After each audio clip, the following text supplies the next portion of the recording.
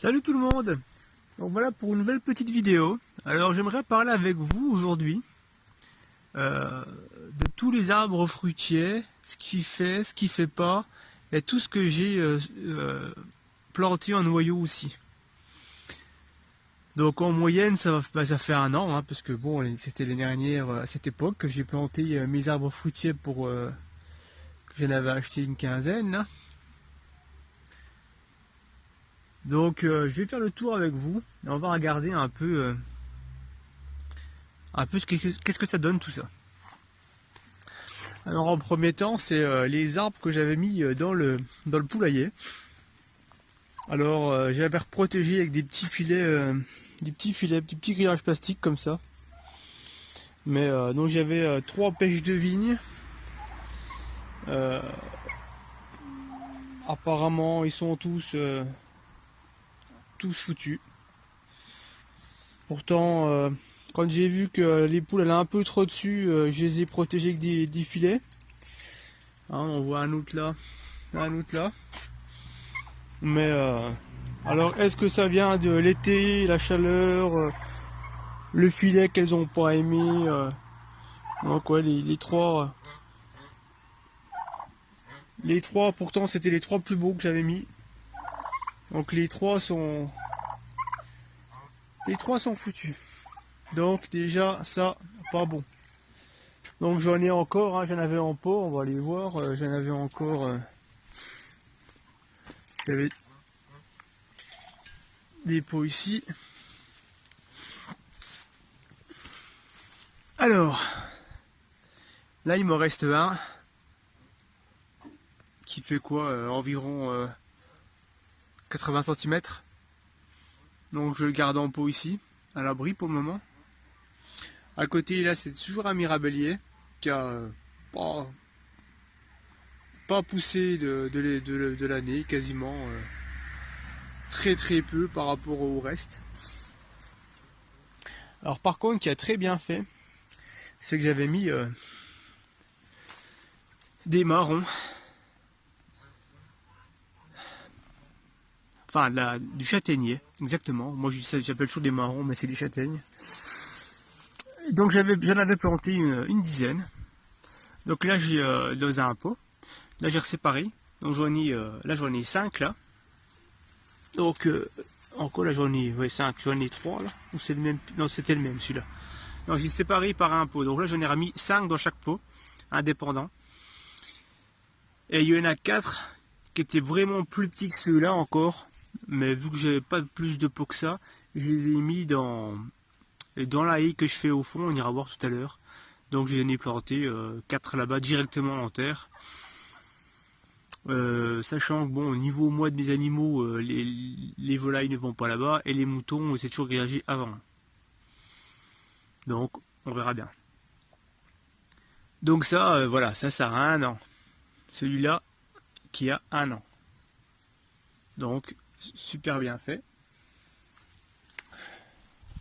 Donc pêche de vigne, bah, j'ai celui-là qui est là, j'ai dit tout à l'heure. J'en ai 2 qui sont encore dans les planches de culture. Alors forcément, bah, avec je vais les séparer aussi, les enlever de là, parce que forcément avec les petits ronds et petits marrons l'été, ils ont vraiment pas de place. Donc il y en a un autre là derrière. Attendez, hop, on va zoomer. Hop, il y en a un autre là. Donc vous voyez, ils font quoi? Ils font 40 cm ceux-là. Et c'est des arbres qui ont été plantés en même temps que celui qui est dans le pot derrière moi. Donc on voit qu'il y a une différence au niveau de place. Alors après, qu'est-ce que j'ai? Bon, tout ce qui est framboisier, framboise, ça a bien fait, je suis content, ça part bien. Ça pour le moment je suis content. Ça se développe, c'est bien, c'est le principal. Là j'ai mis celui-là je sais même plus ce que c'était. Je ne sais plus ce que c'était. Par contre ça c'est mes bleuets. Alors ça pousse pareil assez doucement quand même. Donc je les ai déplacés, par contre je sais plus si j'avais fait une vidéo dessus. Ils étaient au-dessus près de la serre et je les ai ramenés ici en bas. Sur les planches de culture, donc j'en ai un là. Ça, c'est pas beaucoup développé. Mais c'est pareil, j'avais les plein de butternuts là, alors est-ce que c'est ça qui les a gênés ou pas? Je ne sais pas. Donc voilà, j'avais mis un arbre. C'était, je sais plus, celui-là. Quetch. Alors je les ai retaillés, hein, comme m'avait conseillé à l'achat. Retaillé. Donc celui-là, bah, il va bien. Par contre, je guette des repousses, des rejets sous le DRG. Ça va falloir couper ça, c'est pas bon. DRG sous la greffe. Donc ça c'est bête à couper. Je vais pas faire attention sur celui-là. Donc voilà, qu'est-ce qu'on a?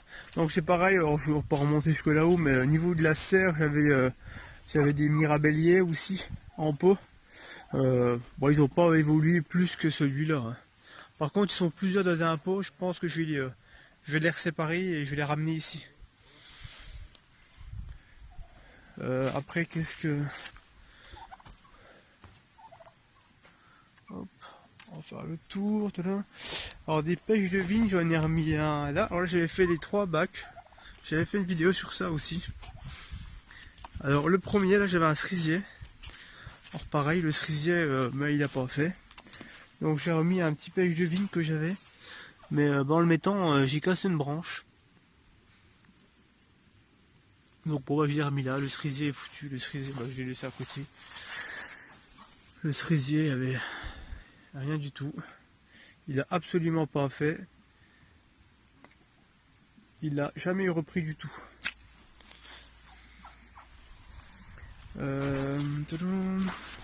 Celui-là, il a fait, celui-là cette année. C'était le Port Williams. Donc celui-là, il a bien poussé. Je l'ai taillé. J'ai fait une petite taille. Donc il pousse. Ça va, il a l'air de se plaire puisque par rapport aux autres, celui-là il fait. Donc ça va. Et là, c'était un prunier. Pareil, il fait bien, il se développe, il a bien grandi. Il a vraiment poussé en tige. Bon bah pareil, hein, je l'ai taillé. Une petite coupe sur quelques branches. Mais bon, il pousse. Que je fasse attention à mes ligatures. Pas qu'elle le coince. Mais bon, ceux-là sont protégés. Les moutons on va pas dessus. Donc ils sont protégés. Alors que ouais, dans le poulailler, bah, les moutons étaient rentrés et ils avaient un peu abîmé. Je vais refermer, enfin, c'est un peu compliqué à gérer. Quand on a des animaux, bah, finalement c'est compliqué à gérer les arbres fruitiers. Parce que c'est quand même super fragile en fait, hein. Ça peut aller très bien et ça peut tourner très vite au drame. Surtout avec des étés comme on a eu. Pourtant que bah, je suis un terrain quand même avec de l'eau quoi. Donc bon, ceux-là je les ai pas arrosés parce qu'ils sont tout le temps, on voit bien hein, que c'est tout vert, il y a de l'eau quoi, on voit bien hein. Au niveau des poules là-bas on voit bien que c'est plein d'eau. Par contre ceux-là dans le talus là, ça je les ai arrosés hein, plusieurs fois, ils ont été arrosés dans l'été. Donc bah ils font bien. En général ça a poussé. Certains ont bien pris, d'autres moins. Après c'est pareil, hein, le problème toujours du bélier, hein, que faut faire super attention parce que voilà, hein, dès qu'il arrive à se sauver, c'est tout de suite, il va attaquer les arbres. Donc je vois plusieurs d'abîmés. Hein. Donc il vient avec ses cornes et puis il frotte, il met des coups dessus quoi. Donc tout ceux-là, impeccable. Toute cette ligne là, bah, ils ont supporté l'été quoi, c'est déjà ça. Alors après ils ont plus ou moins poussé, mais voilà. Donc là c'est bah bon, derrière là, j'en profite pour voir mon gros pommier. Alors pareil, il m'a fait des belles pommes cette année. Alors je m'en suis servi pour le jus de pomme. Alors c'est pareil, je voulais faire une vidéo et puis j'ai complètement zappé. Donc bon bah voilà. Mais ça c'est très petite, hein, c'est des fins. Bon, des plus grosses quand même, mais oh, c'est pas de la pomme à couteau, c'est pas de la pomme qu'on mange comme ça. Hein. J'ai fait beaucoup de compotes, comme j'ai fait des vidéos, jus de pomme, et j'ai tenté de faire du cidre. Alors, bon, le reste, bah, là il y en a encore quelques-unes qui tombent. Bien souvent, c'est hop, c'est ramassé, hop, parce que j'en ai encore. Hop.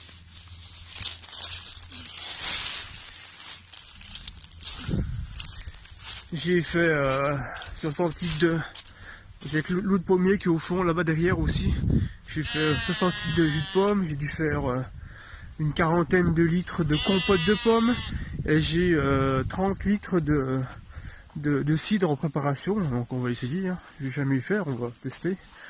Donc voilà, le reste, bah, c'est les quelques pommes qui traînent. Hop. Ils sont contents, ils aiment bien. J'en ai pris 4, ils sont 5, ils vont. Non, c'est bon, tout le monde. Le doc. Non, il m'en manque une, je vais leur chercher une, il y en a une qui traîne. On ne fera pas de jaloux, chacun une pomme. Donc voilà, regardez les arbres, les moutons, hein, c'est. Vous voyez comme ils nous abîment, c'est pas super, hein. C'est pas super. Alors je sais pas ce que je peux faire, est-ce que pour moi l'écorce ne reviendra pas, je pense. Je pense pas que l'écorce puisse revenir un jour. Alors je sais pas si vous avez des idées, des façons de faire, les protéger ou autre, dites-moi, parce que honnêtement je suis un peu perdu sur ce sujet. J'ai le bélier dès qu'il peut, je vous dis, il sauve et puis il tape dessus quoi.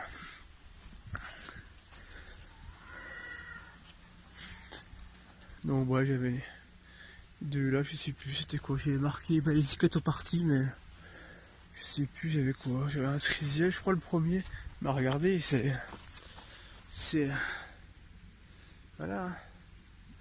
Donc bon, ils ont tenu. Ça c'est pêche. Mais ouais, voilà. Voilà notre fautif quoi. Donc ça, frotter les troncs d'arbres, il adore. Hein. Bon, le soleil, j'espère que vous verrez beaucoup. On a le soleil le ciel qui se découvre, on a un beau soleil. Bon là on est quand même on est au mois de novembre, hein, donc pour chez moi, franchement, on a du 16 degrés, du soleil, c'est super.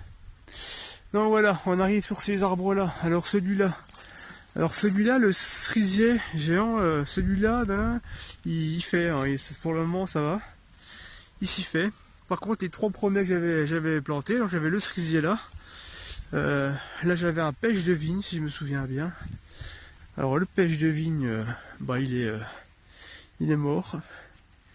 Il a pas tenu, il a pas repris au printemps. Alors j'ai des repousses par contre qui se font sous la greffe. Alors je les laisse, mais vous voyez, après c'est pareil, j'ai des cerfs, des biches qui viennent. Alors bah voilà, c'est cassé, c'est abîmé. Entre des fois les moutons, c'est rogné, donc je laisse, on verra bien ce qui va se passer. Et après les deux autres, alors là, qu'est-ce qui s'est passé? Je ne sais pas. Je ne sais pas, j'ai peut-être des idées quand même. Donc là j'ai carrément un pêcher qui est disparu. Il est disparu, le poteau de maintien, je l'ai retrouvé 8 mètres plus loin. Et voilà, pour moi il a été arraché. Quelques racines qui restent. Voilà. Donc voilà. C'était. D'ailleurs on voit l'étiquette, parce que je vois qu'elle est là. C'est un pêche de vigne. Non, un pêche. Un pêcher, je pense. Je sais pas ce que c'est que ça. Non, c'est pas l'étiquette de l'arbre. Qu'est-ce que ça fout là? Je sais pas. Qui sera pour la poubelle. Et là, qui me dégoûte au plus haut point, mon noyer qui faisait. Qui avait très bien poussé, qui était passé à au moins un bon 3 mètres. Alors bah voilà. Voilà, je suis arrivé. cassé. Tentative d'arracher l'arbre pour moi. Ça, je l'ai retrouvé balancé à côté. Je l'ai replanté à côté. Bon, bon, je l'ai mis là parce que machin, mais je pense bien que ça va pas repousser. Je fais pas d'illusions. Bon, voilà. Après, quand j'ai vu ça, j'étais dégoûté. J'ai mis ça là, voilà. Alors, ce qui m'intrigue le plus, c'est que ces deux arbres-là. Alors, en fait, j'ai eu des problèmes pendant le confinement. Je me suis fait voler en pleine nuit un filet de parc à moutons dans cet angle-là. Donc une bonne partie. Donc j'ai essayé de. Bah, c'est ça que j'ai encore les branches qui sont là. Donc je vais couper les branches d'arbres pour essayer que. Donc j'ai mis des caméras parce que bah, on est obligé. À un moment donné, on vient, on nous vole tout. C'est un truc de fou. Donc bah, j'ai mis des caméras, mais malheureusement les caméras elles viennent encore pas sur ces deux arbres manquants. Depuis ma caméra, je les vois pas. Alors qu'est-ce qui s'est passé? Bah je sais pas. J'aurais bien voulu voir après sur les caméras si c'était passé la nuit. J'aurais pu me dire que c'était peut-être des cerfs ou des biches. Alors que bon, un cerf ou une biche serait pas parti avec un arbre. Hein. Celui-là, je vous rappelle que bah, il a disparu. Je l'ai pas retrouvé. Donc pour moi, quelqu'un a essayé de tirer sur l'arbre pour le déraciner et en le prenant trop haut, l'arbre a cassé quoi. C'est tellement que le noyer a dû se prendre à s'enraciner plus vite que le pêcher d'à côté et puis voilà quoi. L'explication que j'ai. Parce qu'un cerf ou une biche, bon bah qui viennent rogner dedans, bah rogner dedans c'est un fait, mais ouais après qu'ils disparaissent, j'ai un peu du mal à y croire. Mais bon. Donc nous voilà au niveau de nos petits châtaigniers que je vous avais parlé, donc que j'ai replanté dans la haie, hein, que je suis en train de faire pour délimiter le terrain. Donc bon à côté c'est du terrain, voilà. En fait ils ont modifié la route, hein, donc c'est un gros talus. Donc voilà. Donc j'en ai remis un là. J'en ai un là. Alors ça c'était du boulot, hein, je sais plus, j'avais fait la vidéo je crois, j'avais fait du boulot, j'avais un platane, j'avais encore un boulot. Et les petites châtaignes, alors je cherche, j'ai dû en avoir mis un juste là. Et puis je crois un peu plus loin, je sais plus, je l'ai mis où. Mais bon, vous voyez, je nettoie pas, hein, je laissais un bon mètre un peu en friche comme on dit. Et puis voilà quoi. Donc le dernier, je sais même plus où je l'ai mis. Donc on verra bien, il y en avait 4. Donc voilà, 4 petits, on verra bien si ça fait ou pas. Donc sinon, bah voilà un petit peu le tour du terrain sera fait. Alors quoi dire, dire que tout ce qui est en dehors des parcs des animaux, ça va à peu près bien. Dès l'instant où j'ai les animaux, je pense qu'il faut vraiment que les arbres soient quand même conséquents, qu'ils ont déjà une bonne taille pour être protégés. Alors au niveau des volailles, parce qu'au niveau des moutons, je pense que ils seront jamais protégés réellement. Au niveau du bélier, ça c'est sûr que ils seront jamais protégés. Parce que si je rentre vraiment voilà, on va aller faire le tour des gros arbres qui peut avoir accès, puis encore pas toute l'année, hein, mais quand je déplace le parc en fonction d'où il est, si on prend ce sapin, cet épicéa, on va plutôt. Les sapins, il n'y en a plus trop non plus chez nous. Voilà, il vient, il tape dedans et puis il n'y a plus d'écorce quoi. Donc bon là sur un épicéa comme ça, ça me gêne pas spécialement. Mais c'est sûr que sur les arbres fruitiers, c'est un peu délicat quoi. Allez, sauve-toi, je viens pas. Ouais. Donc voilà, on arrive là, voilà. Voilà ce que ça peut donner.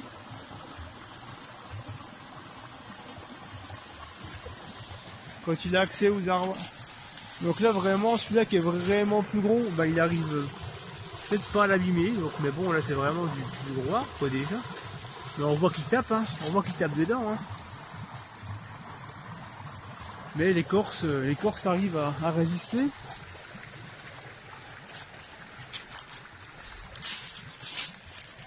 Après, est-ce que je vais donner d'autres exemples?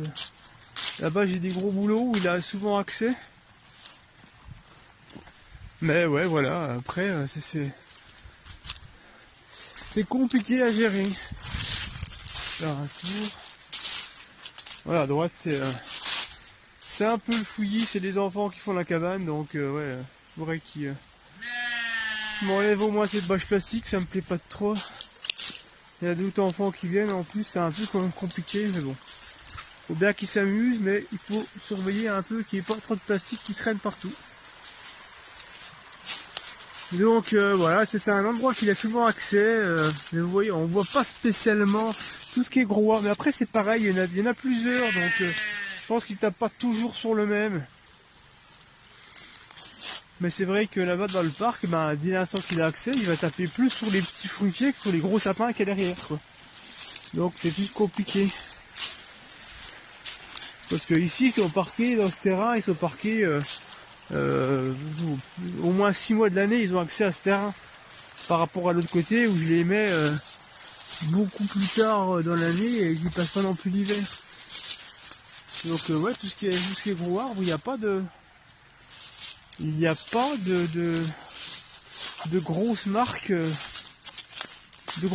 pareilles. Donc le mouton d'océan, ça peut être pratique, mais ouais, on voit quand même que qui tape, hein, on voit que c'est, mais il n'y a pas l'écorce abîmée pareil. Hop, hop, hop, hop. Bon bah celui-là, ils ont abîmé quand même. On voit qu'il manque une bonne partie d'écorce. Ils ont carrément dû l'éplucher quand il était petit celui-là, mais bon après il a résisté, donc j'espère que mes fruitiers résisteront au même titre que ceux-là. Voilà, voilà. Donc le petit tour du terrain. Ouais, écoutez, on va s'arrêter là-dessus. Ouais, encore un là qui a été épluché. Alors par contre celui-là, bah il est carrément, il a pourri, quoi. Voilà. Ce que ça peut donner par la suite, quoi. Ça c'est de l'arbre qui tape, qui les casse l'écorce, et après voilà, hein, c'est foutu. Donc j'ai peur que mes fruitiers terminent comme ça, quoi. On verra bien, mais quand on voit ça, on n'est pas rassuré. Et c'est super compliqué à gérer. On peut pas être 24h/24 derrière le bélier à surveiller ce qu'il fait, après l'attacher ou l'enfermer toute la journée, tout le temps. C'est pas trop ma conception des choses. J'ai du terrain, j'ai de la place, je ne vais pas trop l'enfermer toute l'année, je vois pas trop l'intérêt. Donc voilà sur le résultat des 1 an sur les arbres fruitiers, sur le verger familial, comme j'avais dit à la première vidéo. Voilà ce qui est réussi, ce qui a raté, et puis bah écoutez, on se revoit, on en reparlera. Je vous referai un petit suivi tous les ans sur ça, et puis voilà. Bon bah je vais vous laisser là-dessus, ma foi, bah bon.